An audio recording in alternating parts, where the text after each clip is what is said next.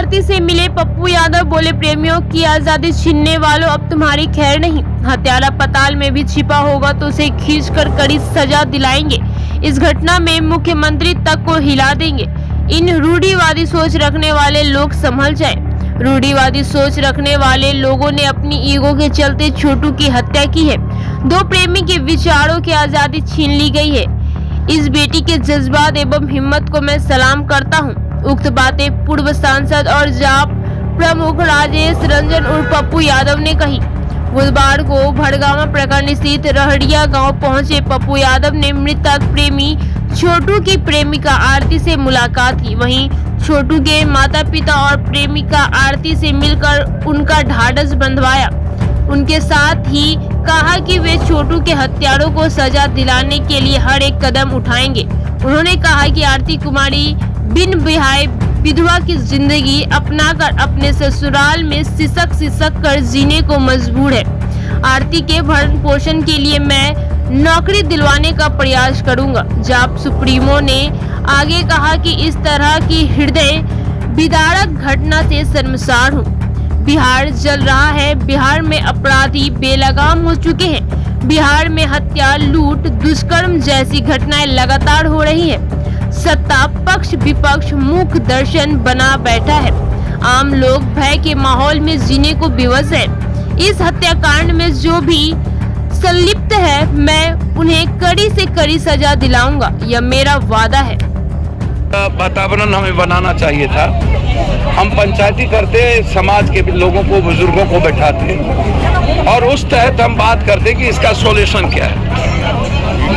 बच्ची और बच्चे यदि एक राजी थे शादी करने के लिए तो वो अपनी बेटी के लिए तय करता कि उनको किस तरीके से बच्ची को रखना है, आप बच्ची के नाम क्या चाहते हैं। लेकिन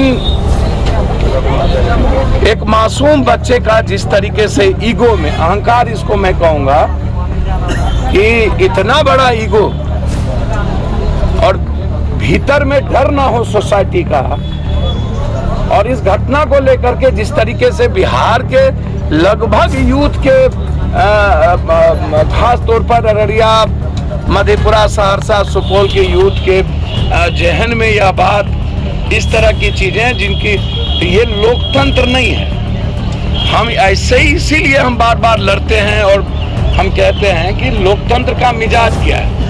यदि हमारे जीने की आजादी आप छीन लें, विचारों की आजादी छीन लें, केस में किसी भी कीमत पर, याद होगा आपको मैं वीरनगर आया था और वीरनगर में मैंने कहा था वो पताल में भी होगा तो उसको जिंदा या मुर्दा में निकाल। बलात्कार की घटना में हम आए थे।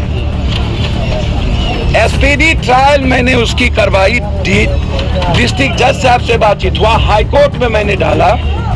जब भी मैं जो बोल के गया हूं आपको याद होगा वो लाइन क्रॉस नहीं हुआ है। अब भरोसा रखिए, 2 आदमी गिरफ्तार हुए हैं और उनके और लोग गिरफ्तार नहीं हुए हैं। इनमें जो लोग इन्वॉल्व हैं उनको दुनिया की कोई ताकत बचा नहीं पाएगा। एसपीडी ट्रायल हम 3 महीना के अंदर इस केस में लाएंगे। हर परिस्थितियों में बच्ची के न्याय के लिए एक पिता की तरह मैं कोशिश करूंगा उस बेटी को नौकरी मिले। मैं आज से ही प्रयासरत रहूंगा। मैं इस बेटी के जज्बात को, हिम्मत को और इसके सेंटीमेंट को, ऐसी बेटी जो न्याय के लिए इस उम्र में भी अपनी जिंदगी की परवाह किए बगैर अपने रिश्ते को महसूस किया है, तो इसके लिए हम अपनी बेटी से कम नहीं करेंगे, ये भरोसा रखिएगा।